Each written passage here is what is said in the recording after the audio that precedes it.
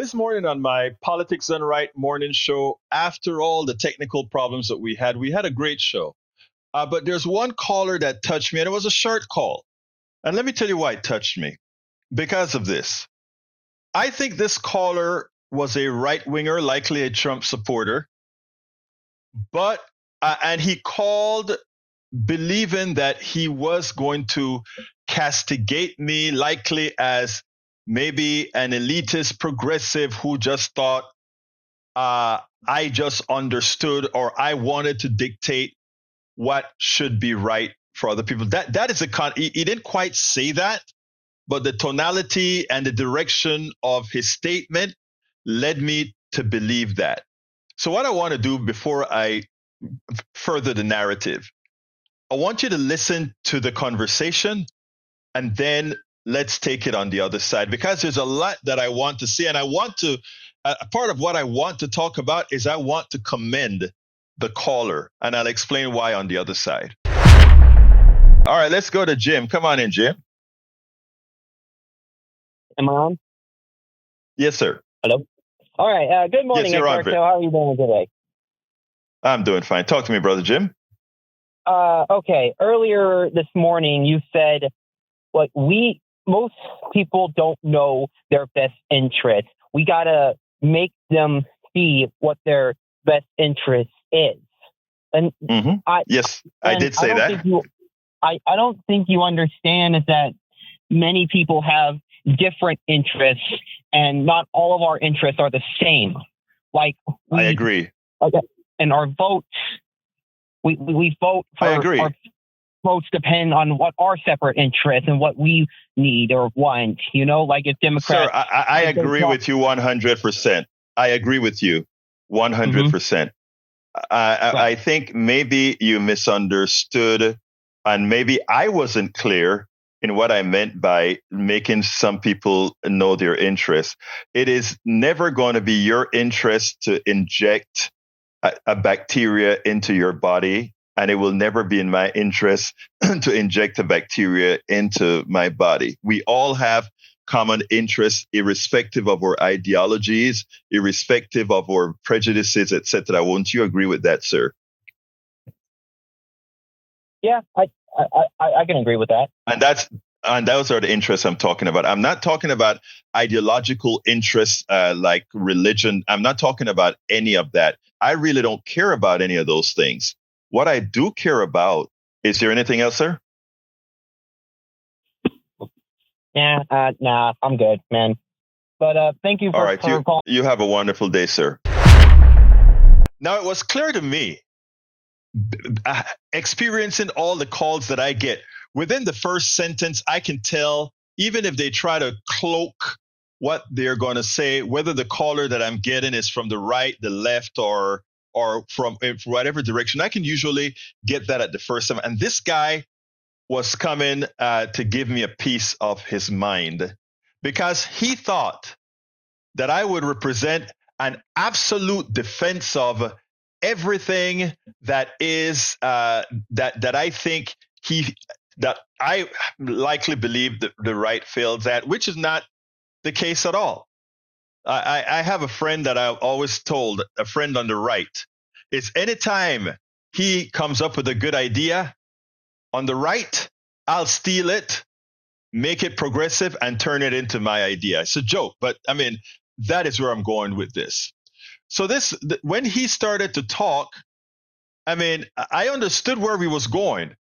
That there are certain things that he just thinks differently. And I explain this all of the times. First of all, I think he shocked him that I agreed with him that that not because I think it's best for me, he may think it's best for himself, right? Like I believe in a large enough government so that no corporation can overpower a government. That is my belief. I think having large corporations, private entities that have no guidance from the people or have no loyalty to the people should never be larger than government. I don't think any corporation should. But there are people in America who believe that they would like these private entities to have all the power, no regulations, and do as they please. Is that right or wrong? No, that is preference. I prefer a government with we the people. Other people may prefer a government where there's a whole lot of independent companies that run the show, in effect, a whole bunch of independent countries, if you will. But I don't. And how do we resolve those issues in the United States of America? We vote. And when we vote, we decide what it is. We had a caller once tell me, if I don't like America, leave. To which I said, hell no. If I don't like America, I'm going to try to build the resources and the people and the popularity to change it into what we want it to be. There's nothing that says intrinsically America has to stay static. In fact, if America stayed static, I still would be in chains. But I digress. We don't have to agree on things that are neither wrong or right. Big government, small government, that's debatable. What's not debatable is putting carcinogens into my body.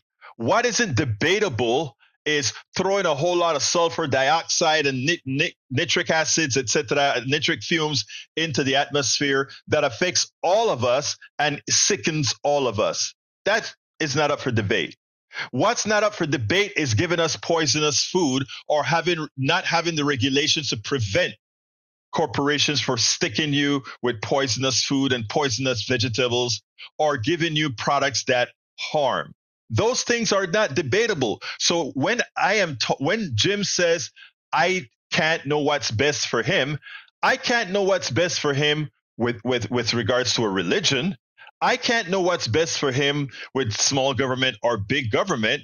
I can't know what's best for him with how he wants to treat his wife or how he's going to treat his kids.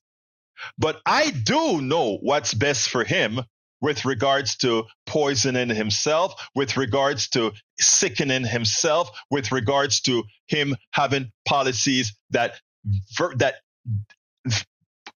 invariably hurts somebody.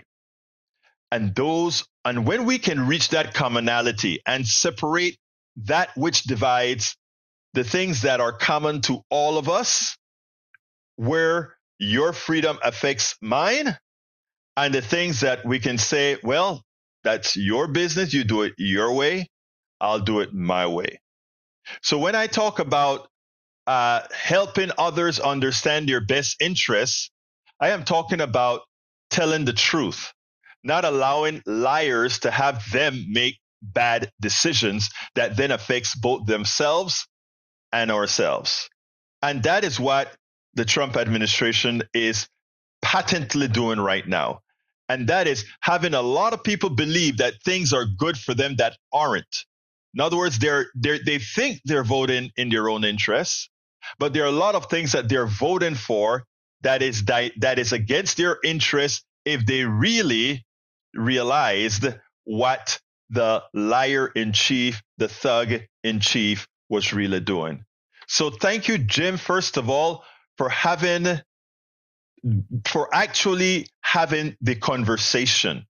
In other words, you speak, I get a chance to speak, you get a chance to answer, etc., and understand where we are in commonality. I think that's important. And for all my MAGA listeners here, we have a lot of them, all my MAGA listeners, my right-wing listeners, take a page out of Jim's book. Don't just parrot stuff and open your mind to say, I didn't understand it that way, instead of always trying to be absolutely right.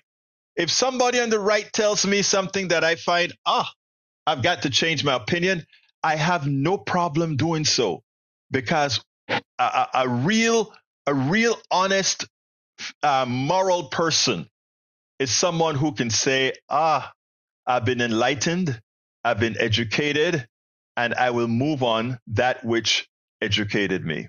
Again, thank you, Jim. We spend a lot of time deconstructing the news, trying to parse it into a form that everybody can understand. We try to find those little nitpicks where it flies above the fray, etc.